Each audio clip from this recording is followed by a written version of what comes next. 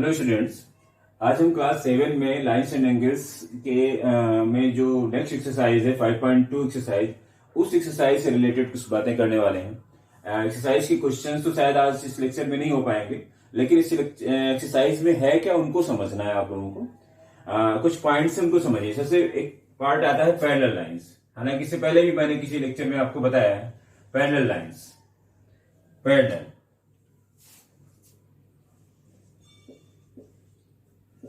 Parallel lines. और दूसरा आता है एक इंटरसेक्टिंग लाइंस, इंटरसेक्टिंग लाइंस। अब ये क्या है इसको समझिए। पैरेलल लाइंस का मतलब ये होता है कि दो लाइन है जो कभी भी एक दूसरे को इंटरसेक्ट नहीं, मतलब काट नहीं सकते। इंटरसेक्ट करने का मतलब होता है काटना, एक दूसरे को क्रॉस करना। एक दूसरे को जब क्रॉस करती हुई लाइंस जाती हैं उसको हम इंटरसेक्टिंग लाइंस कहते हैं।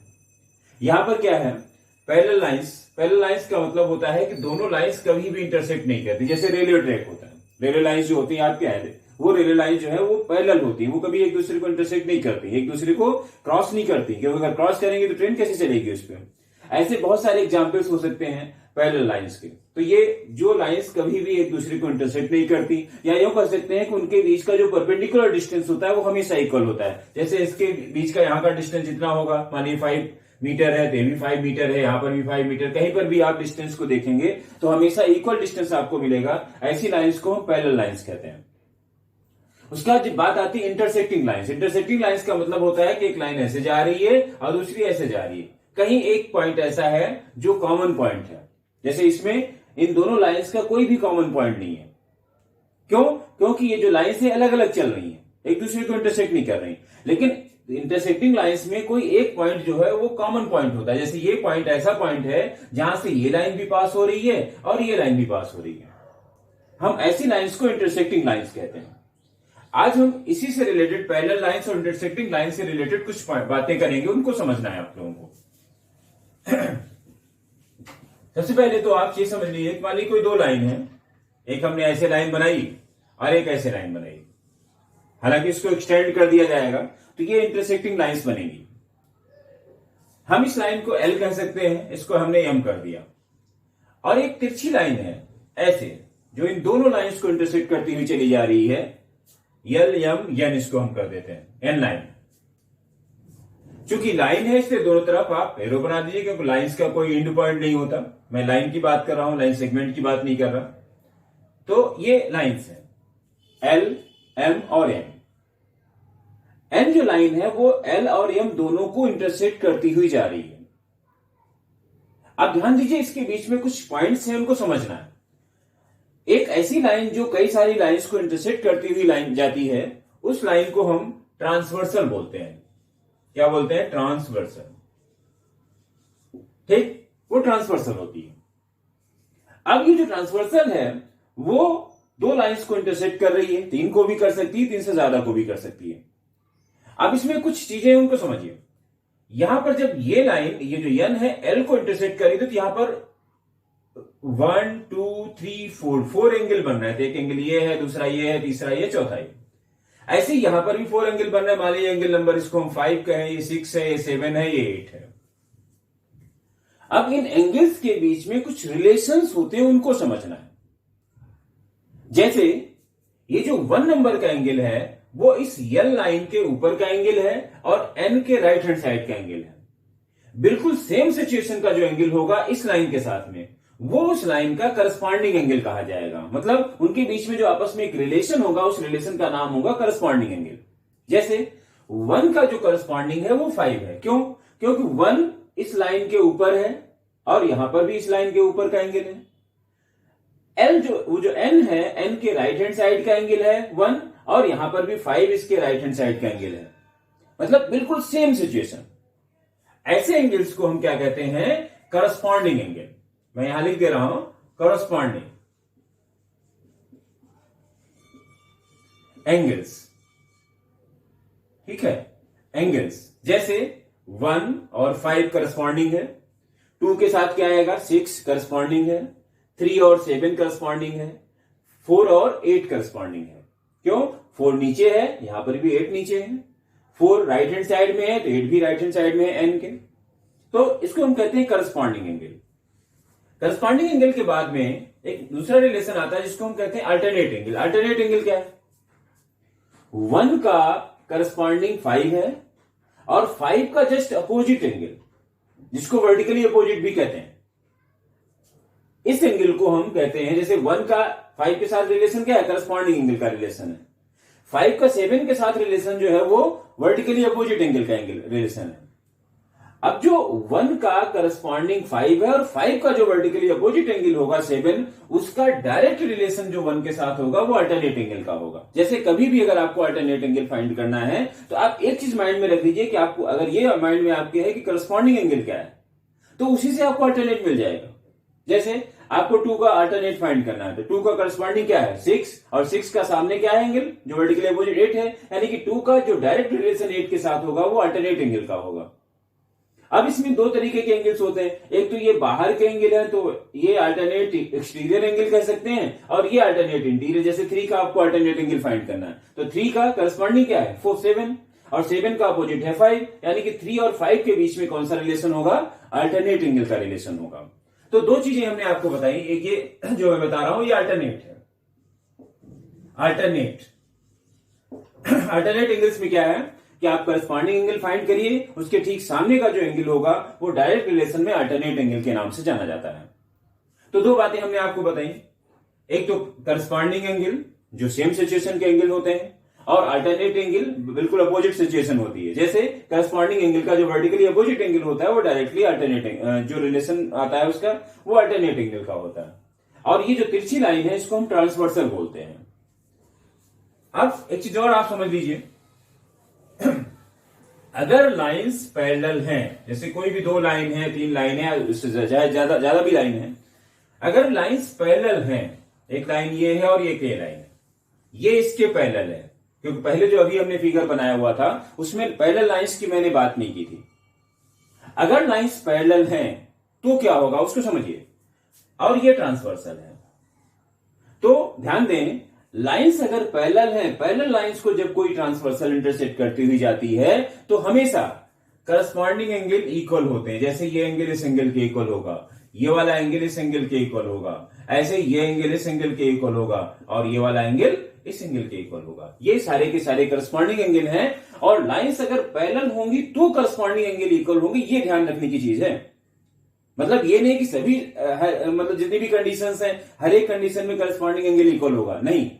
लाइंस जब पैरेलल होंगी तो करस्पॉन्डिंग एंगल इक्वल होंगे, और अगर करस्पॉन्डिंग एंगल इक्वल है तो अल्टरनेट एंगल भी इक्वल होंगे। क्यों? क्योंकि वर्टिकली अपोजिट एंगल हमेशा इक्वल होता है। जैसे 2 लाइंस ऐसे इंटरसेक्ट करती हैं तो ये जो आमने सामने के एंगल्स होते हैं इसको हम वर्टिकली अपोजिट एंगल बोलते हैं, और वर्टिकली अपोजिट एंगल हमेशा इक्वल होते हैं। ये बात मैं पिछले लेक्चर्स में आपको बता चुका हूं। तो अगर मान लीजिए जैसे इस एंगल का आप अल्टरनेट एंगल फाइंड करना चाहते हैं तो इसका करस्पॉन्डिंग ये वाला एंगल हुआ, और इसके सामने का एंगल ये आपका करस्पॉन्ड, मतलब इसके बीच में आपका अल्टरनेट एंगल का रिलेशन हुआ। अब आप देखिए ये एंगल तो इस एंगल के इक्वल है क्योंकि लाइंस पैरेलल है, और ये वर्टिकली अपोजिट एंगल से यहां पर भी वही है। मान लीजिए ये एक्स है तो ये भी एक्स होगा क्योंकि ये करस्पॉन्डिंग है, लाइंस पैरेलल है इसलिए करस्पॉन्डिंग एंगल इक्वल होना चाहिए, और ये वर्टिकली अपोजिट है इसलिए ये भी एक्स होना चाहिए। और हम ये कह रहे हैं कि इस एंगल का अल्टरनेट एंगल ये है। तो आप क्या देख रहे हैं कि लाइंस अगर पैरेलल हैं तो करस्पॉन्डिंग एंगल भी इक्वल होते हैं, लाइंस अगर पैरेलल हैं तो अल्टरनेट एंगल भी इक्वल होते हैं, और बाकी वर्टिकली अपोजिट एंगल तो हमेशा इक्वल होते ही हैं। अब आइए बात करते हैं, ये तो इतनी बातें आपको इस एक्सरसाइज में मिलेंगी, मतलब अल्टरनेट एंगल, करस्पॉन्डिंग एंगल, इस टाइप के क्वेश्चंस आपको मिलेंगे। आइए 1-2 क्वेश्चंस की हम बात कर लेते हैं। जैसे एक क्वेश्चन है, फर्स्ट क्वेश्चन है 5.2 एक्सरसाइज का, लिखा है state the property that is used each of the following statement. अब एक फिगर बना हुआ है, ऐसे एक लाइन ऐसे है, एक लाइन ऐसे है, ये ए है ये बी है, लाइन है इसलिए दोनों तरफ एरो बनना चाहिए, एक ही ट्रांसवर्सल है ऐसे, इसमें एंगल नंबर भी दिया गया 1 2 3 4, यहां पर है 5 6 7 8, ऐसे दिया, एक ट्रांसवर्सल और बनाया गया है। ठीक, ऐसे ये आपका क्वेश्चन है। अब क्वेश्चन ही कह रहा है कि आपको बताना है property, state the property that used in each of the following statement. लिखा है फर्स्ट पार्ट है if A is parallel to B, अगर ए बी के पैरेलल है, मतलब ये लाइन इस लाइन के पैरेलल है, देन 1 इक्वल टू 5, तो 1 जो है वो 5 के इक्वल होगा। तो हमने अभी क्या बताया, 1 और 5 के बीच में रिलेशन क्या है, करस्पॉन्डिंग एंगल का रिलेशन है, ठीक। और हमने क्या कहा कि अगर लाइंस पैरेलल होंगी तो करस्पॉन्डिंग एंगल इक्वल होंगे, तो 1 और 5 इक्वल होगा, प्रॉपर्टी कौन सी होगी, it is a corresponding angle, ठीक है। ये करस्पॉन्डिंग एंगल्स हैं, इसलिए ये इक्वल होंगे। दूसरा इन्होंने कहा कि 4 प्लस 5 अगर 180 है, 4 ये है और 5 ये है, ये 180। ध्यान दीजिए एक रिलेशन ये भी होता है, अगर एक ही तरफ के इंटीरियर एंगल, एक ही तरफ के, जैसे 4 और 5 हो सकता है, 3 और 6 हो सकता है, अगर एक ही तरफ के इंटीरियर एंगल्स का सम 180 हो, एक्चुअल में जो एक ही तरफ के इंटीरियर एंगल होते हैं उसको हम को इंटीरियर एंगल बोलते हैं। क्या बोलते हैं, को इंटीरियर एंगल, ठीक। और को इंटीरियर एंगल्स का सम हमेशा 180 होता है अगर लाइंस पैरेलल हैं तो, अगर लाइंस पैरेलल नहीं है तो नहीं होगा। मतलब 4 और 5 का सम अगर 180 है, इसका मतलब ए बी के पैरेलल है। 3 और 6 का सम अगर 180 है तो इसका मतलब ए और बी पैरेलल लाइंस हैं। पैरेलल लाइंस होती हैं तो को इंटीरियर एंगल्स का सम 180 होता है, नहीं तो इनका रिलेशन तो को इंटीरियर एंगल ही कहा जाता है। अब क्वेश्चन कह रहा है कि 4 प्लस 5 180 है, तो 4 और 5 का सम 180 हो गया।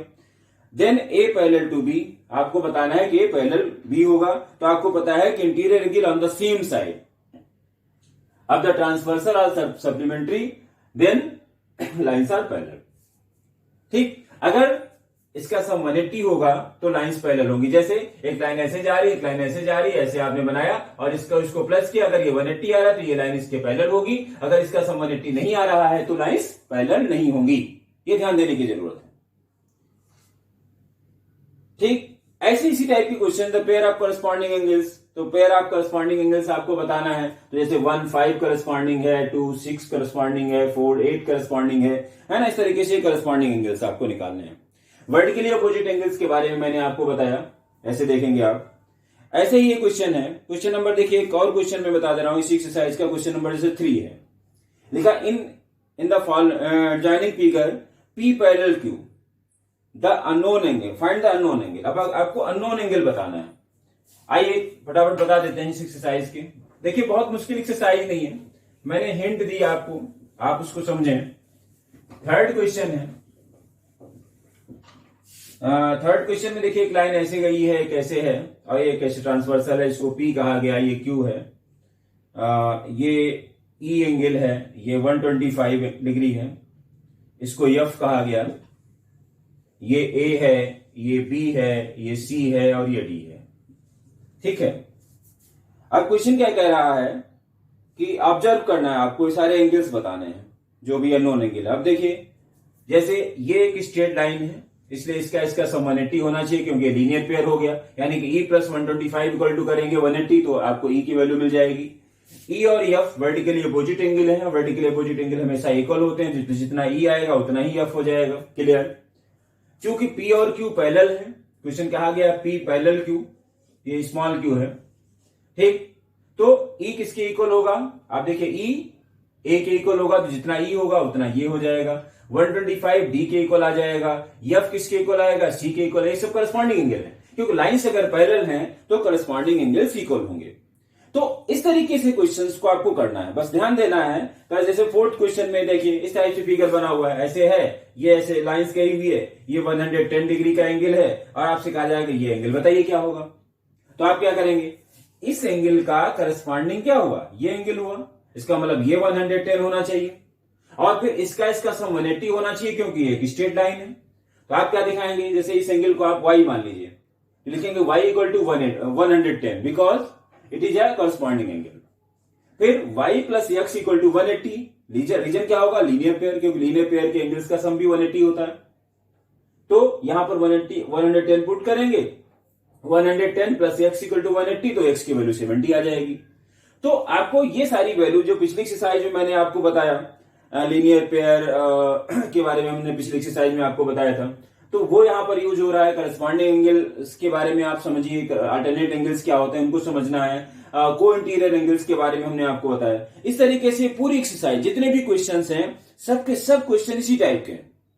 आपको बस जो प्रॉपर्टीज मैंने बताई उसको माइंड में रखते हुए इस एक्सरसाइज को करने की कोशिश करनी है। और अगर प्रॉब्लम होती है तो आप नेक्स्ट जो हमारा लाइव होता है मंडे को आपका, आप मंडे को इस एक्सरसाइज से रिलेटेड प्रॉब्लम्स पूछेंगे। पहले आप इस एक्सरसाइज को सॉल्व करेंगे और फिर मंडे को जब हम लाइव होंगे आपके साथ में, तो आप इस एक्सरसाइज से रिलेटेड ही प्रॉब्लम्स उस दिन पूछेंगे हमसे। जितने भी क्वेश्चंस आए आप पूरी एक्सरसाइज करने की कोशिश करें और हमें बताएंगे। जो लेक्चर है हमारा जो लाइव होगा उस पर आप हमको बताएंगे अपनी प्रॉब्लम्स। ठीक है, मिलते हैं नेक्स्ट लेक्चर में। Thank you.